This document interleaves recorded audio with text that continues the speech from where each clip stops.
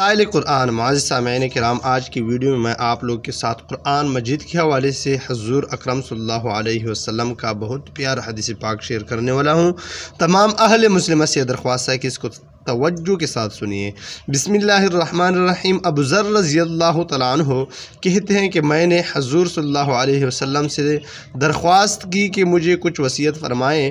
حضور صلی اللہ علیہ وسلم نے فرمایا، تقویٰ کا اہتمام کرو کہ تمام امور کی جڑ ہے۔ میں نے عرض کیا کہ اس کے ساتھ کچھ اور بھی ارشاد فرمائیں، تو حضور صلی اللہ علیہ وسلم نے فرمایا کہ تلاوت قرآن کا اہتمام کرو کہ دنیا میں یہ نور ہے اور آخرت میں ذخیرہ۔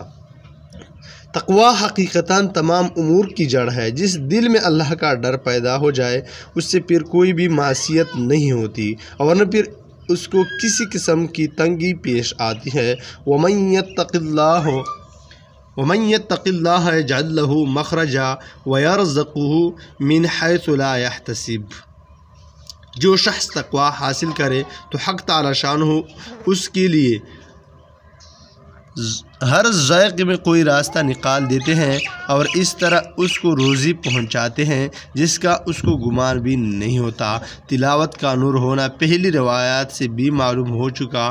شرح احیاء میں معرفتاً ابو نعیم رحمۃ اللہ علیہ سے نقل کیا ہے کہ حضرت باسط رحمۃ اللہ علیہ نے حضور اقدس صلی اللہ علیہ وسلم کا یہ ارشاد ذکر کیا کہ جن گھروں میں کلام پاک کی تلاوت کی جاتی ہے وہ مکانات آسمان والوں کے لیے ایسے چمکتے ہیں جیسا کہ زمین والوں کے لیے آسمان پر ستارے۔ یہ حدیث ترغیب وغیرہ میں اتنی ہی نقل کی گئی۔ یہ مختصر ہے، اصل روایات بہت طویل ہے، جس کو ابن حبان رحمۃ اللہ علیہ وغیرہ سے ملا علی قاری رحمۃ اللہ علیہ نے مفصل اور سیوطی رحمۃ اللہ علیہ نے کچھ مختصر نقل کیا ہے۔ اگرچہ ہمارے رسالے کی مناسب اتنا ہی جزو ہے جو اوپر گزر چکا، مگر چونکہ پوری حدیث بہت سی ضروری اور مفید مضامین پر مشتمل ہے، اس لیے تمام حدیث کا مطلب ذکر کیا جاتا ہے جو حسب ذیل ہے۔ وآخر دعوانا ان الحمد للہ رب العالمین۔